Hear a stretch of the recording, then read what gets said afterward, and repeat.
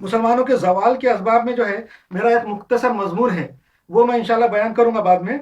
रसूल अल्लाह सल्लल्लाहु अलैहि वसल्लम की इत्तिबा को छोड़कर गैर अल्लाह का इत्तिबा करने का वबाल आता है। अगर अमर बिल मारूफ और नही मुनकर छोड़ दिए तो रसूल, अल्लाह के रसूल जो है, अल्लाह और अल्लाह के रसूल का इत्तिबा, अल्लाह और रसूल ने जो बात बताई वो छोड़ के दूसरों की बातों पे अमल करने से ये लोगों पे वबाल आता है। वो कहाँ लिखा हुआ है? सूरह अराफ में, सूरह नंबर 7 आयत नंबर 146, और सूरह यूनुस सूरह नंबर 10 आयत नंबर 14, और सूरह हूद सूरह नंबर 11 आयत नंबर 118 119, और सूरह नूर सूरह नंबर 24 आयत नंबर 63। इसमें लिखा हुआ है अल्लाह और रसूल का इत्तिबा अगर छोड़ दिया, अल्लाह और रसूल की बात नहीं माने और दूसरों की बातों पे अमल करना शुरू कर दिए, तो अल्लाह का गजब और अल्लाह का वबाल कौम पे आता है। और आज जो है हम देखते हैं ये एक मिराकल है, या ये भी कुरान का एक मिराकल है कि आज हम पे वबाल आया। हालांकि हम पहले दुनिया में गालिब थे, पूरी दुनिया के ऊपर हमारी हुकूमत थी, पूरी दुनिया के सारे लोग जो गैर मुस्लिम हैं वो हमारे बात की, हमारी अजमत की, हमारी साइंस और हमारी टेक्नोलॉजी और हमारे इल्म का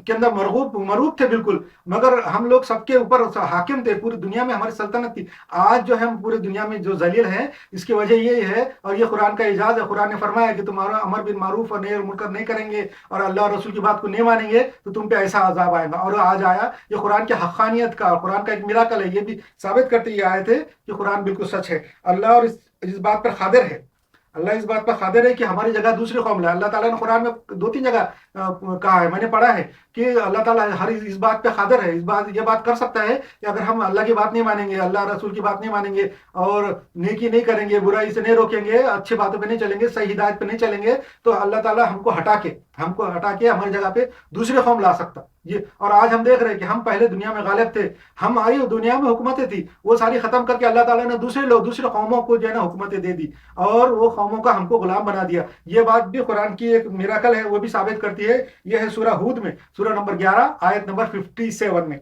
ये भी साबित करे, अल्लाह ताला कह रहा है कि हम इस बात पे कादिर हैं कि अगर तुम ये काम अल्लाह की बात नहीं मानेंगे तो हम तुमको हटा के दूसरे कौम को ला लेंगे। आज दूसरी कौमें आ गई है, हम लोग हट गए हैं, बिल्कुल मार्जिनलाइज हो गए, हम लोग बिल्कुल किनारे पे पड़ गए, बल्कि पीछे पड़ चुके हैं।